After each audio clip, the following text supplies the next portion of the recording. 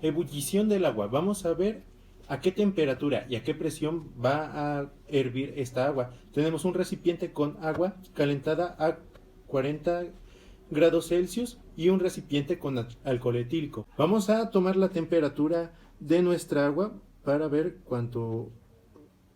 a cuántos grados está. Aquí podemos ver que ya marca 40 grados Celsius. El agua a una atmósfera de presión tiene un punto de ebullición de una temperatura de 100 grados Celsius. En esta ocasión tenemos 40 grados Celsius, lo cual corresponde a una temperatura de 0.073 atmósferas. Vamos a ejercer esa presión y podemos apreciar que hay burbujas y vapor en el recipiente.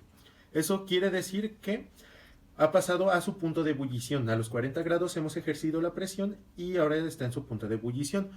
Al principio no se presentaba ningún tipo de alteraciones, más ahora podemos observar que se presentan burbujas y sale vapor de ella. O sea que en una cantidad de agua pasa del estado líquido al estado gaseoso. Eso podemos anotar en las observaciones. Ahora vamos a hacer lo mismo con el alcohol etílico, el cual está a temperatura ambiente, no lo calentamos. Vamos a ejercer presión y podemos observar que causa la misma reacción que con el agua, libera vapor y burbujas, aunque en menor cantidad. Podemos concluir que ese es su punto de ebullición.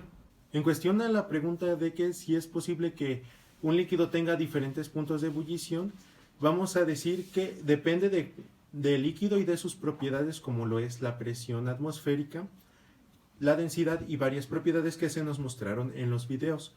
En el caso del alcohol etílico es diferente el punto de ebullición del agua, puesto que estaba a temperatura ambiente y el agua estaba más caliente. En el primer caso en el que utilizamos el agua, pudimos ver que se liberó vapor. Esto quiere decir que hay una presión de vapor que se relaciona con la ebullición del líquido, que en este caso es el agua. ¿Cuál es esa relación? Ocurre cuando la presión del vapor iguala a la presión atmosférica. Los líquidos sirven a la temperatura de la cual la presión del líquido es igual a la presión del vapor con la temperatura, y eso consecuentemente con el punto de ebullición. Al elevar la presión de un gas aumenta la eficiencia de un punto de ebullición de un líquido. Esa es la relación que hay entre el punto de ebullición y la presión del vapor. Con respecto a que si un líquido puede hervir por debajo de los 0 grados, vamos a encontrarnos que, según las investigaciones, sí se podría, considerando de que mientras que no esté en el cero absoluto, o sea, en un estado en donde las moléculas no tienen ningún movimiento, sí se podría, porque por mínimo que sea, como en el estado sólido, las moléculas sí tienen cierta excitación, cierto movimiento. Entonces, a ese movimiento se le tendría que equiparar con las características de sus propiedades físicas propias del líquido.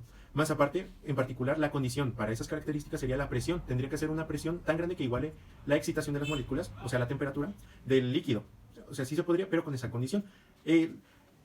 Ejemplos de esto pueden ser los criogénicos, que son líquidos congelados, como el nitrógeno líquido, el helio líquido y el oxígeno líquido, los cuales en la industria se pueden utilizar en la medicina, el electromagnetismo, templados metales, energía atómica e investigaciones de la energía atómica, técnicas de laboratorio, y como explicación de esto podemos utilizar la gráfica del diagrama de desfase del agua.